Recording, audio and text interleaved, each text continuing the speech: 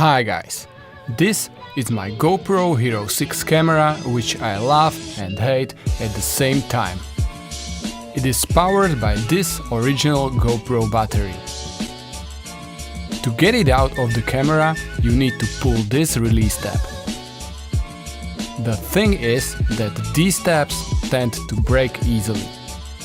The battery without this release tab is absolutely unusable.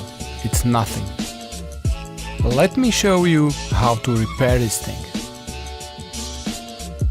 We need scissors, scotch tape and the battery.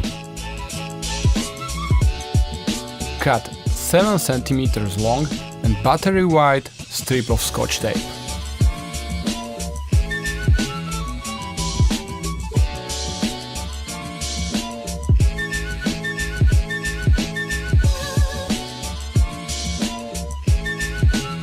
Stick it to the battery this way.